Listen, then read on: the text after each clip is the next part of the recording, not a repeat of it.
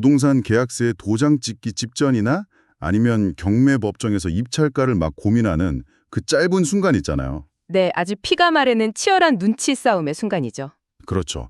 그럴 때 우리가 믿을 수 있는 거의 유일한 객관적 지표가 뭘까요?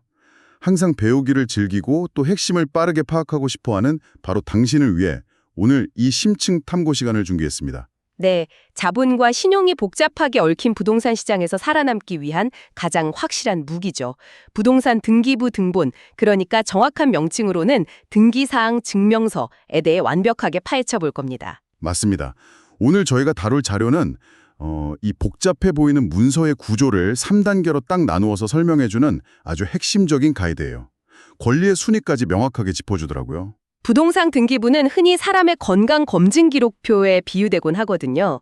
겉으로 보기에 막 엄청 화려하고 튼튼해 보이는 건물이라도 서류를 딱 열어보기 전까지는 모르는 거잖아요. 아, 그 안에 어떤 치명적인 질환이 숨어 있을지 모른다는 거군요. 빚이나 복잡한 권리관계 같은 거요. 정확합니다.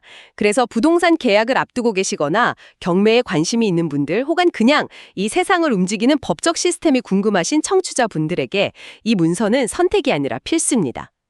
보통 그냥 빚이 얼마 있네 하고 쓱 보고 넘기잖아요. 그렇죠. 하지만 그 수준을 넘어서 이 문서가 작동하는 메커니즘을 완전히 이해하고 실전 무기로 쓰는 건 전혀 다른 차원의 이야기입니다. 자, 그럼 지루한 법률 문서가 어떻게 흥미진진한 보물지도로 변하는지 이것부터 하나씩 풀어보죠. 자료에서 가장 먼저 강조하는 대원칙이 하나 있더라고요. 네, 1필의 토지 또는 1개의 건물당 1개의 등기 기록을 둔다는 원칙입니다. 그러니까 땅하고 건물은 각각 완전히 독립된 생명체처럼 별도의 기록을 가진다는 뜻이네요. 맞아요. 그리고 이 기록의 첫 페이지를 장식하는 1단계가 바로 표제부입니다. 사실 저도 예전에는 권리관계가 막 복잡하게 얽힌 갑구랑 을구, 빚 규모만 신경 쓰느라 표제부는 대충 주소만 맞나 하고 훌쩍 넘겼거든요. 많은 분들이 그러시죠. 하지만 사실 여기서부터 아주 치명적인 함정이 시작될 수 있습니다. 표제부는 이 부동산의 껍데기, 즉 물리적 현실을 서류상의 텍스트로 구현해 놓은 공간이거든요. 어디에 있고 어떤 구조고 면적이 얼마인지 보여주는 거군요. 토지랑 건물이 좀 다른가요? 네, 토지 표제부에는 소재지나 지번, 지목, 면적이 들어가고요. 건물 표제부에는 그 건물의 종류나 구조가 아주 상세히 기록됩니다. 여기서 되게 흥미로운 점은 우리가 일상적으로 제일 많이 거래하는 아파트 같은 구분 건물의 표제부더라고요. 단독주택이랑은 좀 다르잖아요. 아주 예리한 포인트입니다. 아파트나 다세대 주택 같은 구분 건물은 표제부가 두 파트로 쪼개져 있어요.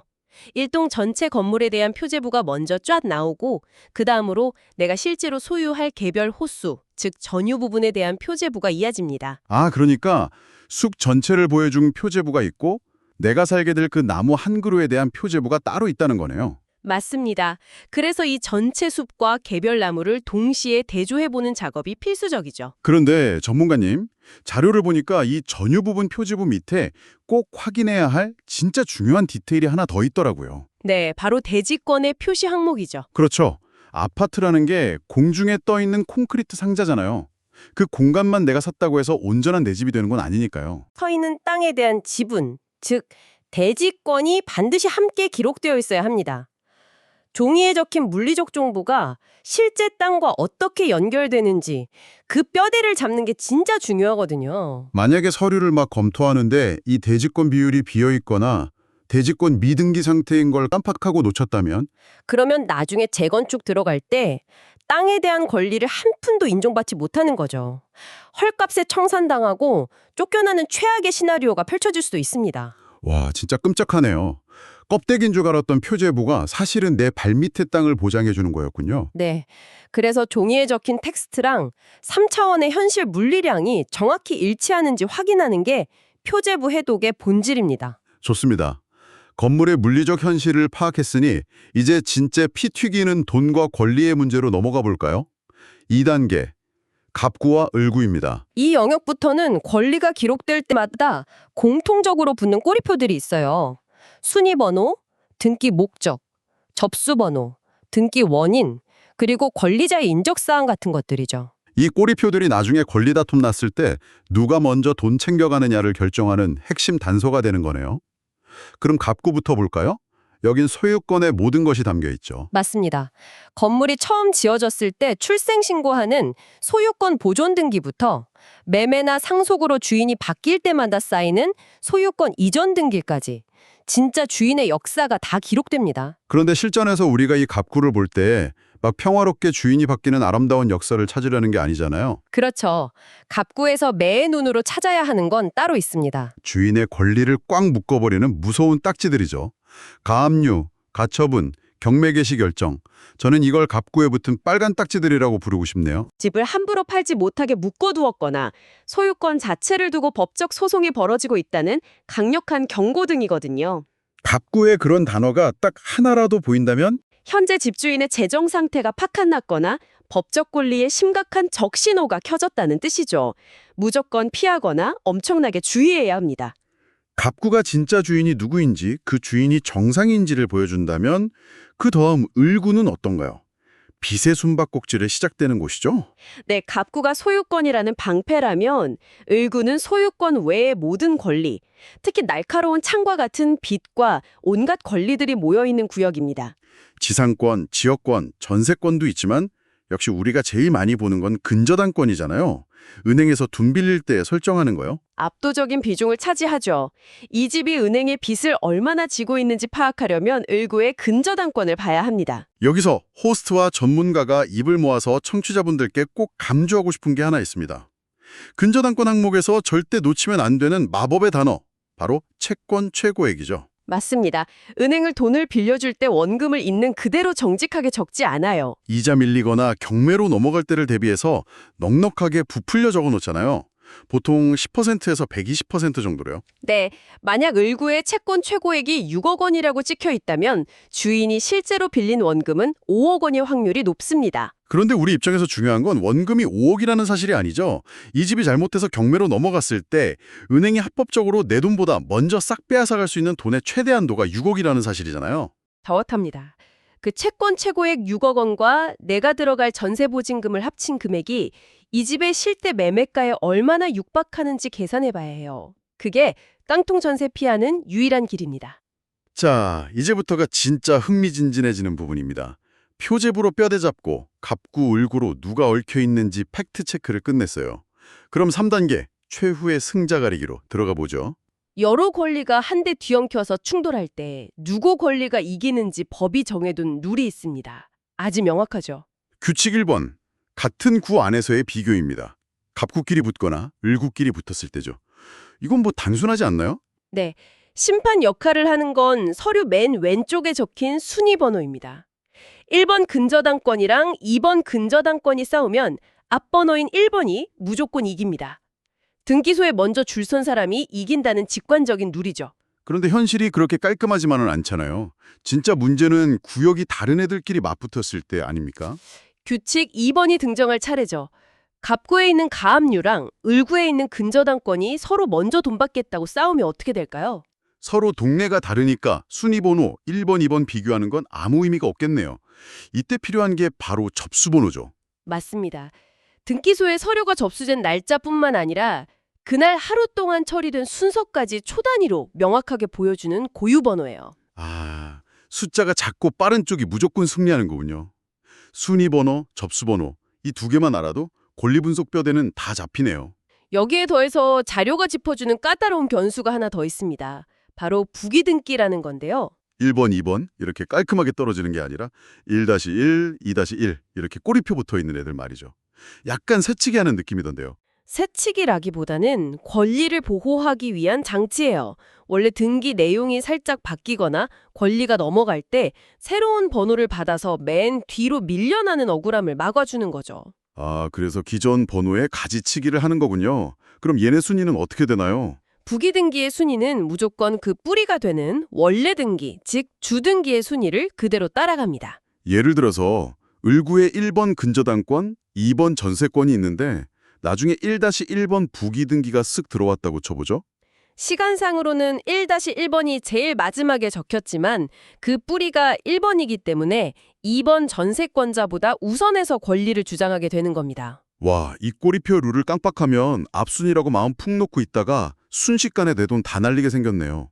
이것을 더 큰 맥락과 연결해 보면 이 단순해 보이는 숫자 비교가 누군가의 전세금을 지키느냐 날리느냐를 결정하는 아주 무서운 실전 권리 분석의 무기라는 걸 알 수 있죠. 진짜 그렇네요.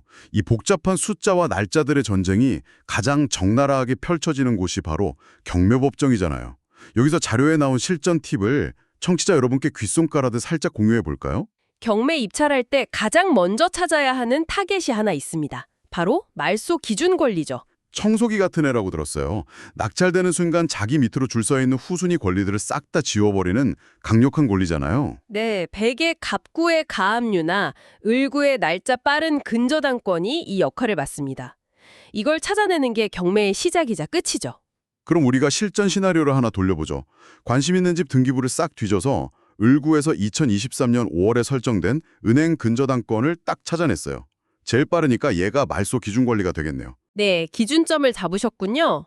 그럼 이제 그 집에 살고 있는 세입자의 전입신고 날짜랑 비교를 해봐야 합니다. 세입자가 동사무소 가서 전입신고한 날짜를 보니까 2023년 1월이에요. 오, 은행 근저당권보다 넉 달이나 빠르네요. 이 순간이 진짜 권리 분석의 클라이맥스입니다.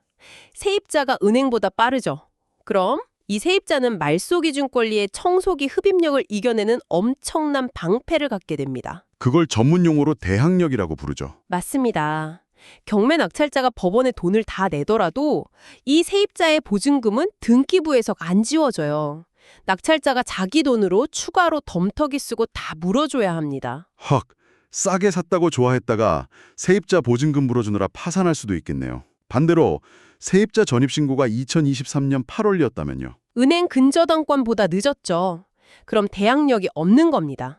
낙찰과 동시에 세입자의 권리는 연기처럼 소멸하고 낙찰자는 보증금 인수 부담 없이 아주 깨끗한 소유권을 가져오게 되죠. 서류에 적힌 날짜 하나가 수억 원의 운명을 가르는 생생한 현장이네요. 그래서 이 모든 것이 의미하는 바가 뭘까요? 오늘 배운 3단계만 확실히 아셔도 자본시장에서 억울하게 눈 뜨고 코 베이는 일은 거의 막을 수 있습니다. 표제부에서 3차원 물리적 현실을 확인하고 갑구와 을구에서 권리와 빚의 무게를 달아보고 마지막으로 순위번호와 접수번호로 우선순위를 결정하는 거.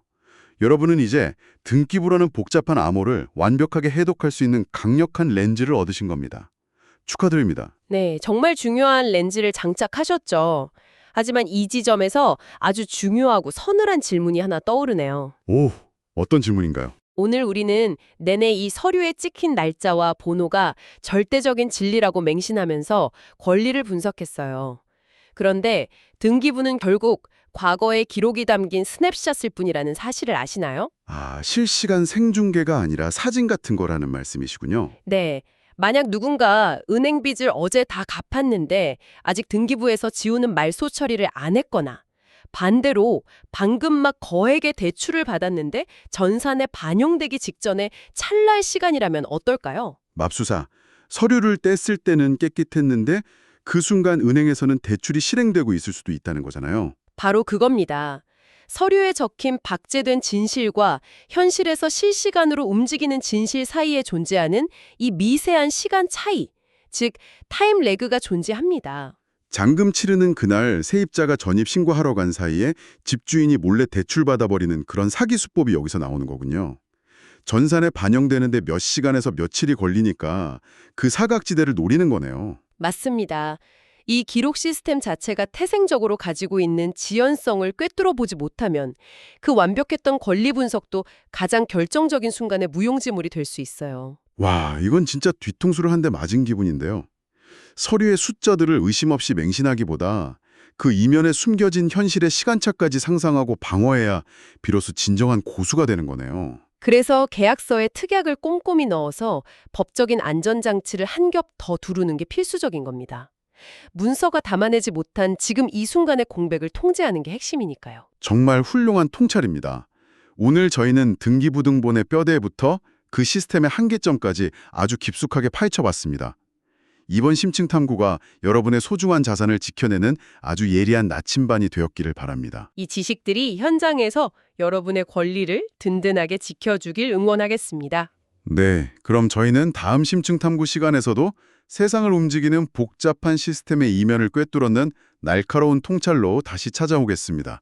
함께해 주신 여러분 감사합니다.